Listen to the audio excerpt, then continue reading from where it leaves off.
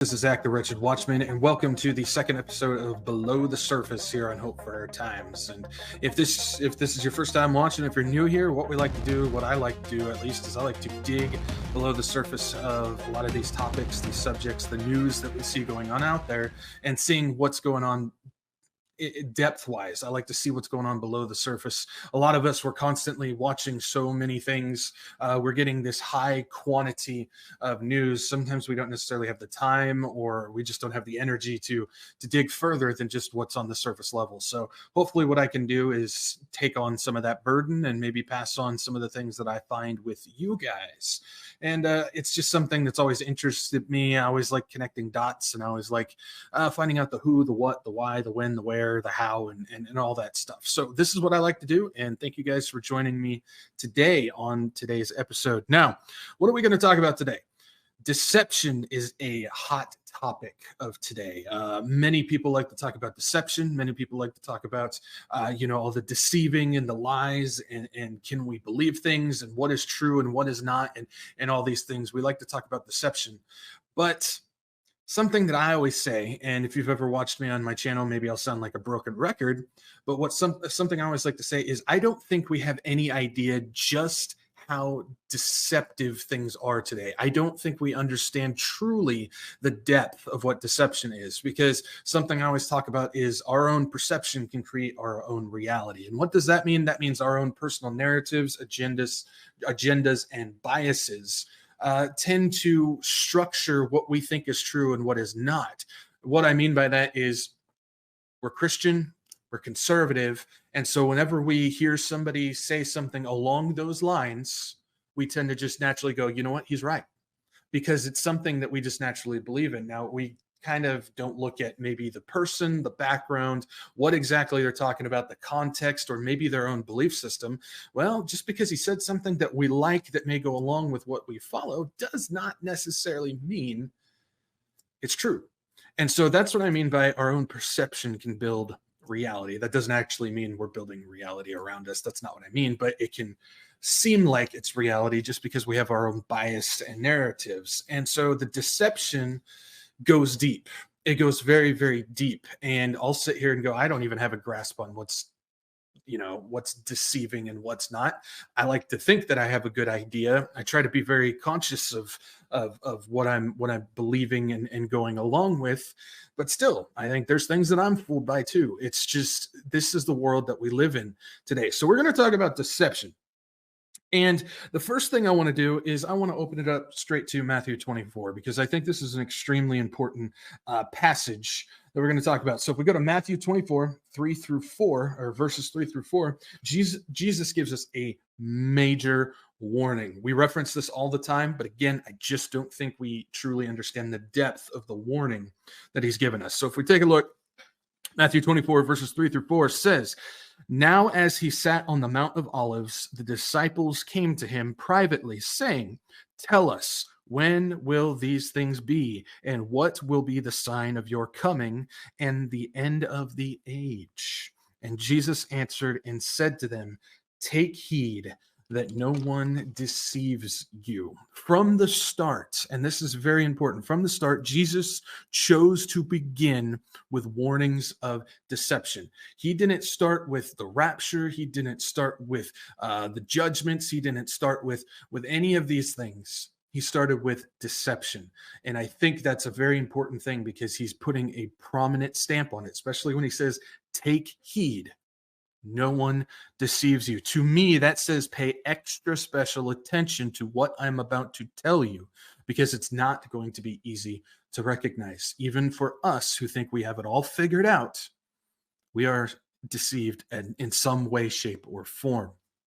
And when it comes to deception, getting to the topic that we're going to talk about, the CIA sits in the upper echelon of doing just that. Now, obviously, we're not going to be able to break down the entire deceptive ring of the CIA. We'd be here for multiple days trying to do this. So we're not going to do that, but I want to just take a look at a few things. Just kind of look at some stuff maybe we haven't seen before, maybe we haven't dug into, and maybe take another angle at things, which is something else I like to do, is I like to look at things from a different angle than the norm. So We're aware of the latest regarding Epstein and all of that stuff. We're not going to get into details on that. You can look further into it if you want to, but we're aware of what's going on with Epstein and the lists and all these things. But it's the connections to the to names like CIA Director Burns, as well as a name by or a man by the name of Michael Ovitz that I want to look into.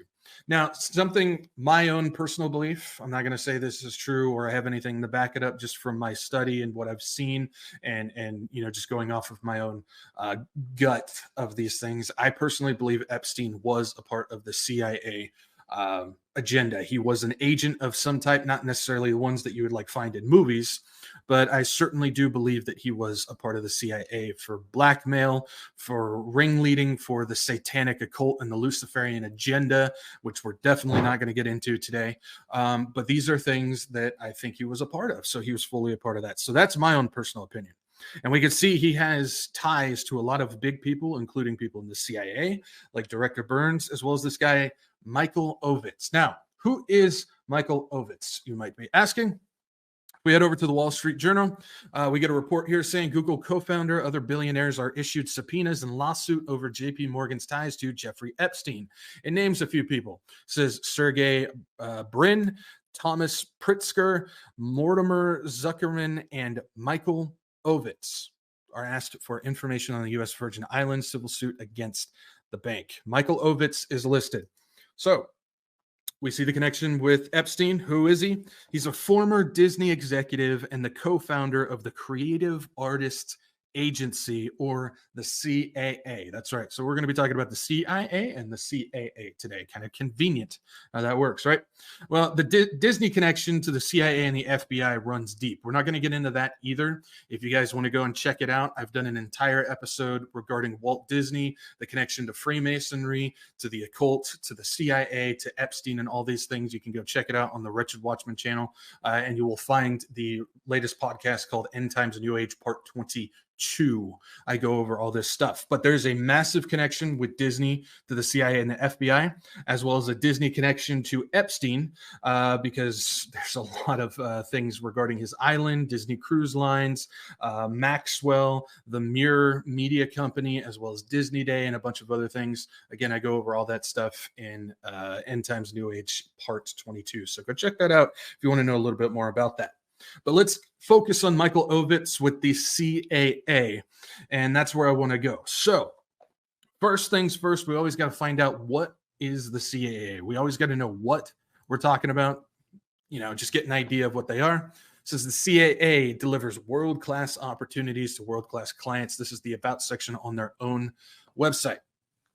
So let's see here. Positioned as the nexus of talent, content, brands, technology, sports, and live events, CAA creates limitless opportunities for the storytellers, the trendsetters, icons, and thought leaders who shape popular culture. Across film, television, music, sports, digital media, marketing, and beyond, we represent thousands of the world's leading actors, directors, writers, producers, musical artists, comedians, authors, athletes, coaches, broadcaster, teams, leagues, chefs, designers, fashion talent, consumer brands, and more. Jump down to the bottom. It says, since our founding in 1975, CAA has continued to deliver on the promise that every client is represented by the whole agency. So we got an idea. Created, founded 1975, and they represent pretty much anywhere in the media to entertainment to influence area. They've got it covered. That's what they do. They represent all these people. And so we've got the CAA with a giant roster, giant pool of entertainers and influencers connected to Epstein, connected to the CIA government agency, which we're going to delve a little bit further into. So that's what we got so far. The CIA is a roster of sports, entertainers, actors, writers, and more, all under one roof, which has started by the guy with connections to, again, Epstein and the CIA guys.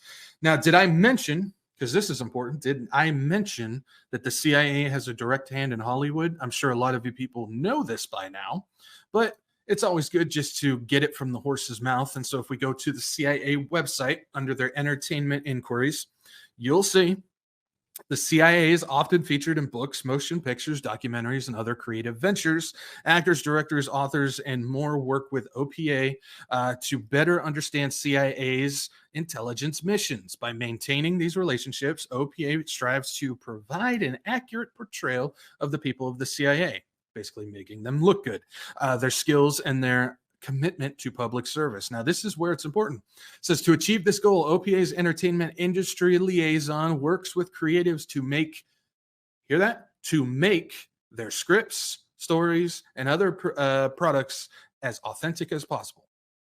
The entertainment industry liaison can help by answering questions, debunking myths, arranging interviews at CIA headquarters, providing stock footage of CIA compounds, coordinating on-site filming in special cases. So basically what we're getting is the CIA has a Hollywood office with Hollywood or with CIA agents built to help craft the movies in order to send out the propaganda that they want to do. So CIA has their Hollywood headquarters here helping craft the stories. CIA has a hand in the actor pool and all the entertainment people as well. They seem to have quite the connection on all this stuff. Now, to connect things a little bit more, back in 1993, the CIA, along with Michael Ovitz at the time, because he was the co-founder, had a giant party in which actors such as Chevy Chase, Tom Hanks, no surprise there, Whoopi Goldberg, etc., were there while Bill Clinton thanked the actors for helping him and his campaign.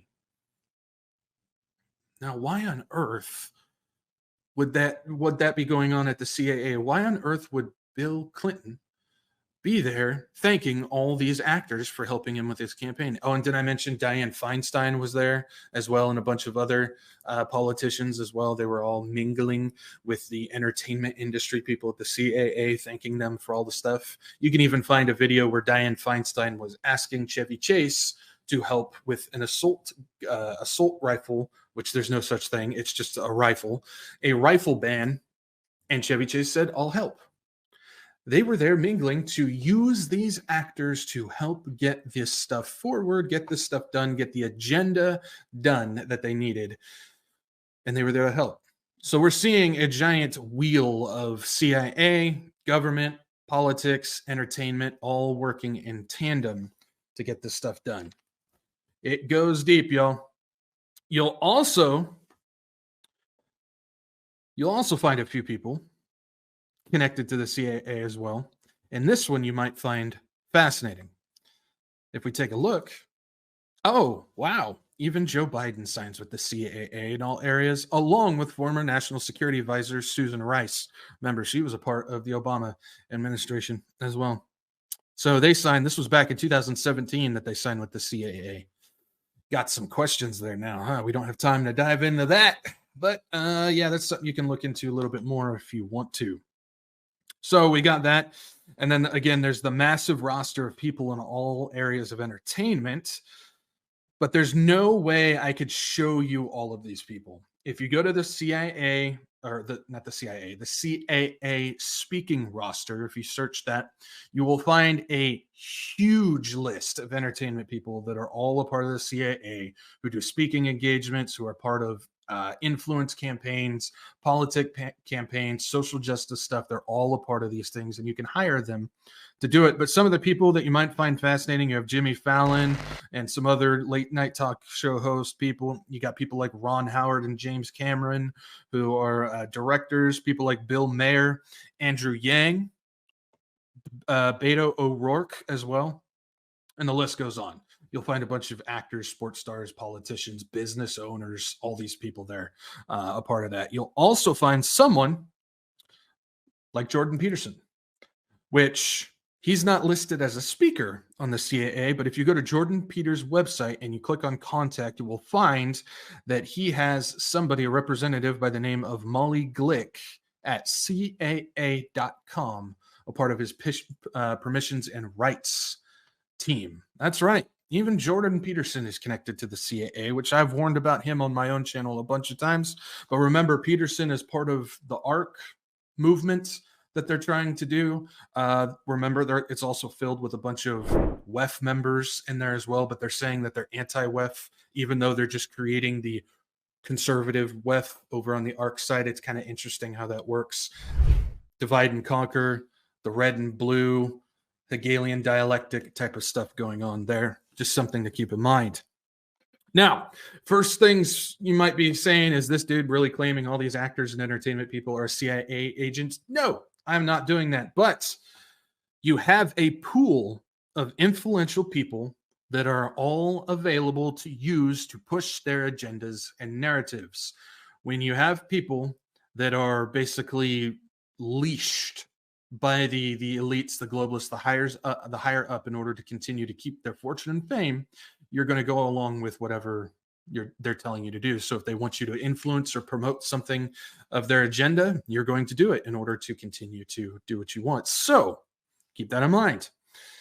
Now, how about this? Y'all remember the Ukraine stuff, the Ukraine war and all that stuff, where they continue to feed the lie of, oh my goodness, Ukraine is fighting back and holding back Russia? That's all a lie. If Russia really wanted Ukraine, they'd have it done in a weekend, but clearly we see something more theatrical happening right now. But you guys remember the Ukraine stuff, right? Y'all remember when Sean Penn went over to meet Zelensky, even gave him an offer, or not an offer, but his Oscar? If you don't, here we go. Oh, you mean Sean Penn's part of the CAA Foundation, and then he went over with Zelensky to give him his Oscar? I wonder what's going on with that. Could it be part of the CIA influence with geopolitical things like Russia and Ukraine, who is all of that is a part of money laundering and a bunch of other things that we're not going to get into as well? Just something to think about. How's that for influence? I think that's some influence right there. Now, the CIA is no stranger for utilizing prominent figures or journalists or actors, basically anyone that has the eyes of the people. They like to use those people because they can feed them the information. They can give them lies. They can give them half-truths. They can give them all this information to send out to all of these eyes that are upon the influencer, that basically worship these people, that will listen to what they say, and they just go along with what their favorite face tells them to. That's what the CIA likes to use. Now, let's go back in history, because I always like to take a little dive back in history. So let's go back in history and see what's going on. Let's hear from two former CIA agents about all of this stuff. Now, first, let's hear from a guy by the name of Frank Snepp regarding his role with the Vietnamese back in 69 to 75. So 1969 to 1975. Let's hear from Frank about what he did in the CIA and what they're all about. You briefed the press, did you not, when you were there? Well, I had several jobs. One of my jobs was that of analyst. I also was an interrogator and indeed briefed the press when we, the CIA, wanted to circulate disinformation on a particular issue. Disinformation is not necessarily a lie. It may be a half-truth. And we would pick out a journalist. I would go do the briefing and hope that he would put the information in print. For instance, if we wanted to get across to the American public that the North Vietnamese were building up their force structure in South Vietnam, I would go to a journalist and advise him that in the past 6 months, X number of North Vietnamese forces had come down the Ho Chi Minh Trail system through southern Laos. Now, there is no way a journalist can check that information. So either he goes with the information or he doesn't, and ordinarily or usually, the journalist would go with it because it looked like some kind of exclusive. And I would say our percentage planning that kind of data was 70 to 80%. So the goal that Frank here was doing back in the day with the Vietnamese was to feed as much information to the journalists, lies, half-truths, whatever he wanted, And because it was an exclusive, there's no way to verify it. Nobody else had this information. A lot of the journalists to be the first ones on the scene, Johnny on the spot with the hot story that nobody else has, they would just take it and run. And it happened to be a lie, but it benefited the CIA and whatever agenda, plan, whatever operation they had going on at the time. You think that just stopped? You think that they're not doing that stuff today? Well, in the digital age, the information age that we live now, they're doing it even more than ever before. YouTube, Rumble, the mainstream media, social media, influencers, talking heads, politicians, journalists, all these people, you just never know who's real and who's not. Just because they say something that you like doesn't necessarily mean it's true. It could have been fed by a CIA agent. Thank you, Frank Snepp, for that. Now let's talk to John Stockwell, who was a former CIA operations director. Let's see what he has to say about this. This one is telling. There are other functions, however, some of them more legitimate than others. One is to run secret wars. Another thing is to disseminate propaganda to influence people's minds. And this is a major function of the CIA. And unfortunately, of course, it overlaps into the gathering of information. You have contact with a journalist, you will give him true stories, you'll get information from him, you'll also give him false stories. You also work on their human vulnerabilities to recruit them in a classic sense, to make them your agent so that you can control what they do, so you don't have to set them up sort of, by putting one over on them. So you can say, here, plant this one next Tuesday. Can you do this with responsible reporters? Yes, the Church Committee brought it out in 1975, and then Woodward and Bernstein put an article in Rolling Stone a couple of years later. 400 journalists cooperating with the CIA, including some of the biggest names in the business, to consciously introduce the stories into the press. Well, give me a concrete example of how you use the press this way. Well, for example, in my war, the Angola War that I helped to manage, 1/3 of my staff was propaganda. I had propagandists all over the world, principally in London, Kinshasa, and Zambia. We would take stories which we would write and put them in the Zambia Times, and then pull them out and send them to a journalist on our payroll in Europe. But his cover story, you see, would be that he had gotten them from his stringer in Lusaka, who had gotten them from the Zambia Times.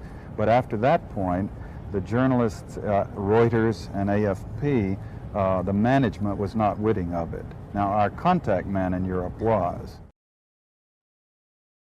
This goes pretty deep, cross-country, multiple journalists, multiple news reports, and it's all from either a lie or a half-truth coming from a CIA agent. Now, you'll notice that he speaks on recruiting them, these journalists, making them your agent in order to control what they do or what they produce. So you don't even, like as he said, you don't even have to pull a fast one. You don't have to pull one over on them. You just tell them, I want you to print this on this day, and they do it. I wonder how many in the CAA are doing the same thing. Something to think about. Again, this type of warfare, the mental, the psychological, the information warfare, is the era that we're in now. This is something that, again, we talk about deception all the time. We talk about these things all the time, but I just don't think we truly have a grasp on the depth of it. And I'm including myself on that. I think there's still things, even though I try to be aware of this, and this is a subject that I really, really dive into a lot, I still think that there's things that I talk about or that I discover, I read that maybe I believe is true. That's not. It's just very hard to tell nowadays. The idea that we can trust what we see or hear without question is just a lie. We are lying to ourselves. We were warned and we think we have it all figured out, but we don't. We don't. We must hold on to the only thing that we can trust, that we know is 100% true. It's never been wrong before, and it's never going to be wrong. Why would it be wrong now if it's never been wrong over the thousands of years that we've had it? That's the Bible. That is the only thing that we can put 100% truth, 100% faith in, and know that it is true. And so that's why we compare everything to the Bible. Does the Bible prove that that's wrong? Then that's wrong. Does the Bible not talk about this specific thing? Well, maybe we should just not have an opinion, not say it's true or false. Maybe we should just wait and find out. Sometimes it's okay not to have an opinion on something. That's something that it's really hard to tell people nowadays, because everybody thinks I've got to have an opinion. I've got to have an idea of what this is. Well, sometimes we don't need to have an opinion on things. Sometimes we just need to sit back and watch and put our faith in the Bible. Now, one last thing, just to finish this off, in case you don't quite, or you're not quite sold on the CIA, and the deception going on. Well, if you go to Google Maps and you go to the satellite view of the headquarters of the CIA in Los Angeles, if you take a look at it, you can get some hints at who's really behind it, who's really controlling it. That's right. You've got in the middle of the CIA headquarters, you've got an all-seeing eye in the Freemason logo. And then up at the top, you have a fountain that's also in the shape of one eye as well. You got straight up Freemason, you got Illuminati. I mean, is there anything else that you need to view on that? This is what's going on. This is just a small snippet of some of the deception that's being done through the CIA, through Hollywood, through journalists, through the CAA, and all these things.